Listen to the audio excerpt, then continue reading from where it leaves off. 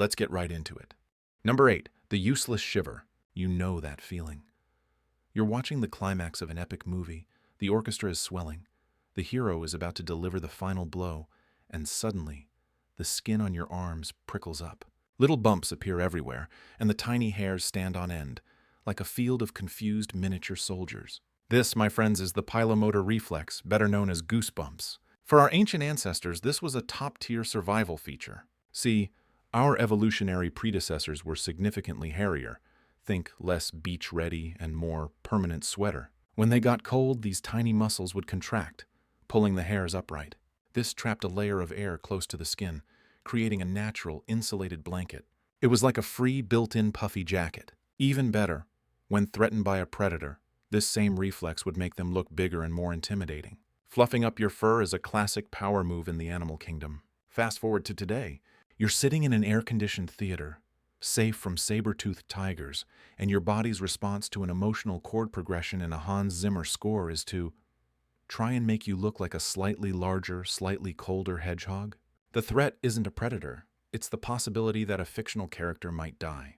Your body, bless its primitive heart, floods with adrenaline, triggering this ancient fluff-up-for-battle response. But since we lack the glorious pelt of a grizzly bear, all we get is bumpy skin. It's the biological equivalent of your grandpa trying to use a rotary phone to order a pizza from an app. The intention is there, the wiring is functional, but the hardware is hopelessly, comically outdated. Your body is screaming, "Danger! Insulate! Intimidate!" And all you're doing is getting a little chilly while watching superheroes punch each other. Number 7, your inner drama queen. Picture this. It's 2 a.m. You're peacefully asleep and your phone buzzes on the nightstand. It's a notification from your boss with the subject line, "Urgent, tomorrow morning." You haven't even opened the email, but your body has already made a decision. Your heart starts pounding like a drum solo, your breathing gets shallow, your palms get sweaty, and you suddenly feel the need to either run a marathon or punch a hole in your drywall. Congratulations, you've just activated your fight-or-flight response, a spectacular piece of evolutionary programming designed for a world that no longer exists. This system, governed by your amygdala, is your brain's panic button. When our ancestors spotted a cave lion, this response was a lifesaver. It flooded the body with adrenaline and cortisol, shutting down non-essential functions like digestion and logical thought, and redirecting all energy to the muscles. It was the ultimate prepare-for-battle mode. But your brain's threat detection software hasn't had a significant update in about 200,000 years. It can't tell the difference between a predator with giant teeth and a passive-aggressive email. So when your manager schedules a last-minute meeting, or someone cuts you off in traffic, or you have to give a presentation, your amygdala screams, "We are all going to die," and slams the panic button. Your body dutifully prepares to wrestle a bear, while all you actually have to do is sit still and talk about quarterly earnings. This is why your mouth goes dry during public speaking. Your body is conserving saliva because digestion isn't a priority when you're about to be eaten. It's why you feel jittery and can't think straight. Blood is being diverted from your prefrontal cortex to your legs so you can run away from the podium. Your ancient survival instinct is treating a PowerPoint presentation like the final boss of a video game, and frankly, it's just embarrassing for everyone involved. Number 6, the famine panic button. Your brain has a deep, primal, and frankly unhealthy relationship with junk food. You can have a perfectly balanced, nutritious lunch, feel completely full, and then someone walks into the room with a box of donuts. Suddenly a siren goes off in your head. A primal voice whispers, "You need that. You need it more than air." This isn't a failure of willpower, it's a feature, not a bug. It's the echo of a time when starvation was a constant, looming threat. For most of human history, calories were scarce and unpredictable. Our ancestors might go days without a significant meal. In that environment, the individuals who survived were the ones whose bodies were exceptionally good at two things: craving high-energy foods and storing fat efficiently. This is known as the thrifty gene hypothesis. Your brain is hardwired to see sugar, fat, and salt as life-saving treasures because, for millennia, they were. Finding a beehive or a fatty piece of meat was like winning the lottery. Now we live in a world of caloric abundance. There's a vending machine on every corner and a fast food joint on every block. But your caveman brain doesn't know that. It's still operating on the famine is coming software. So when you feel a little bit stressed, your brain thinks, "Oh no, a crisis. Winter is coming. We must hoard energy." And it sends you on a quest for the most calorie-dense thing you can find. That's why you don't crave a salad after a bad day at work. You crave mac and cheese or a pint of ice cream. Your body is trying to save you from a famine that will never arrive. It's a survival mechanism that has become a liability, turning your modern kitchen into a battlefield where your conscious mind wants a sensible dinner, but your ancient instincts are screaming at you to deep fry a stick of butter just in case.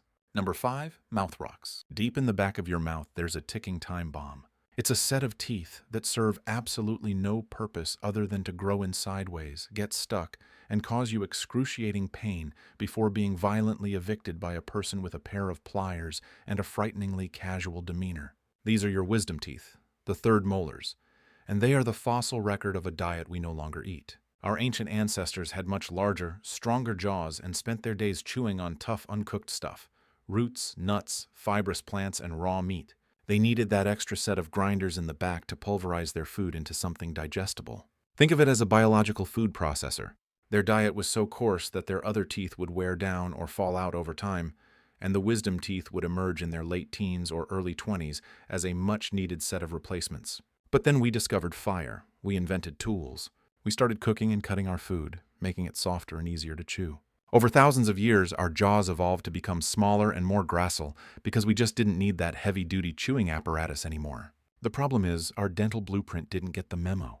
Our bodies still try to produce these 4 extra teeth, but there's no longer any room at the inn. They show up to the party late, only to find the venue is already at full capacity. So they become impacted, growing at bizarre angles, crashing into other teeth, causing infections and cysts.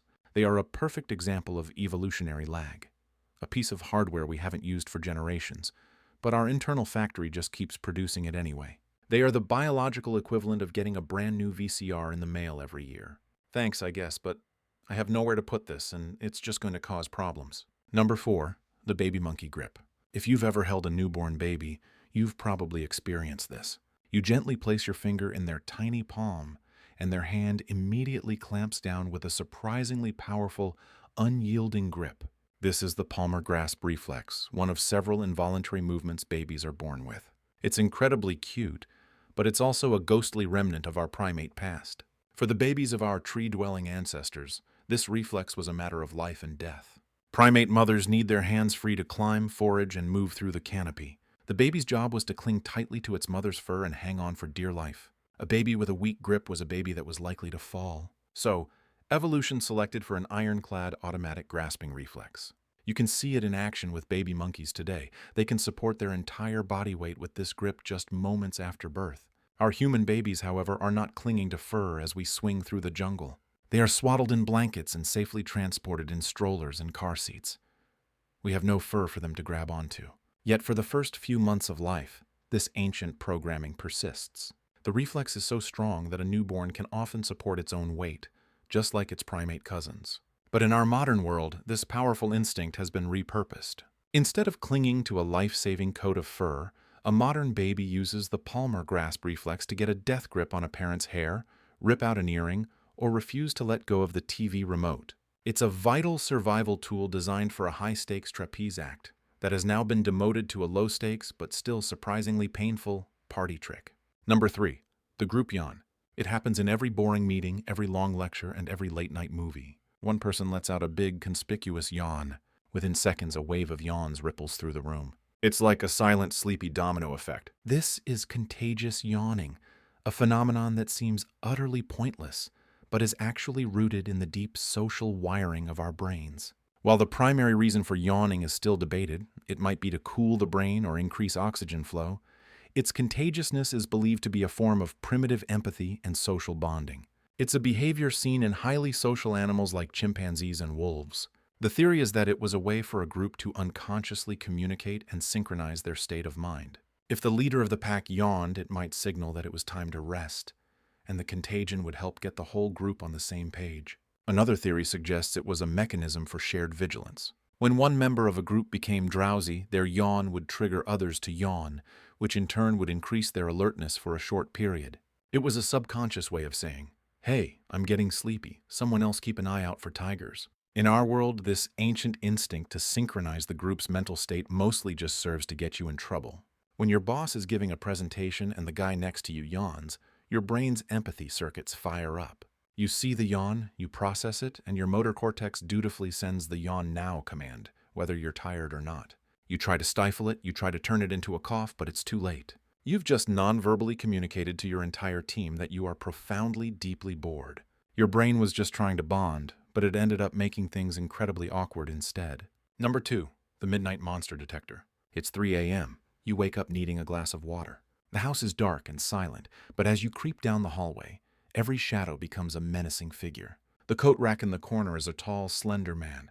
The pile of laundry on the chair is a crouching beast. A floorboard creaks and your heart leaps into your throat. For a rational adult, this is absurd. But for your ancient, deeply paranoid brain, this is Tuesday. Our fear of the dark and our tendency to see patterns, especially faces and figures, in ambiguous shapes is a direct inheritance from ancestors who lived in a world filled with things that wanted to eat them in their sleep. For hundreds of thousands of years, nighttime was when the predators came out. Humans, with our poor night vision and dull claws, were easy targets. The individuals who survived were the ones who were jumpy, paranoid, and assumed that every rustle in the bushes was a monster. This cognitive bias is called agenticity, the tendency to believe that an unseen agent is behind any unexplained sight or sound. The person who heard a twig snap and thought, "It's probably just the wind," got eaten.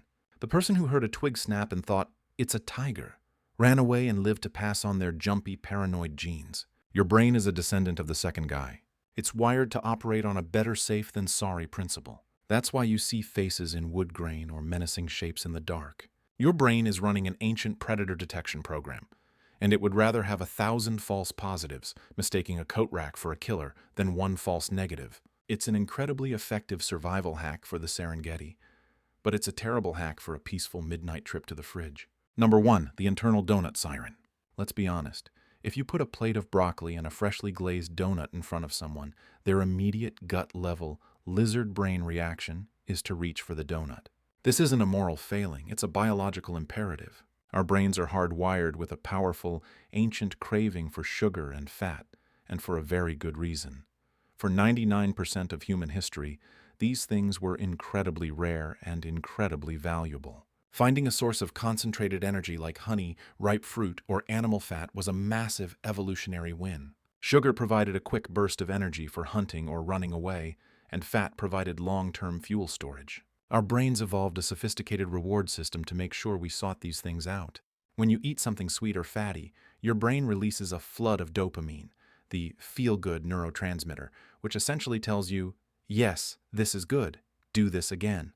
Your survival depends on it. This system worked perfectly for millennia, guiding us to the most energy-rich foods in a sparse environment. But now we live in a world where sugar and fat are not only abundant but engineered to be hyper-palatable. Food scientists have figured out the exact bliss point of sugar, fat, and salt that maximally hijacks this ancient reward system. Your brain, still running on its Paleolithic software, encounters a potato chip or a candy bar and thinks it has discovered the most amazing, life-sustaining resource in the history of the world. It doesn't understand processed foods or artificial flavors. It just knows this thing is triggering the dopamine siren like never before. It's like giving a caveman a smartphone. They don't know what it is, but the bright, shiny buttons are mesmerizing.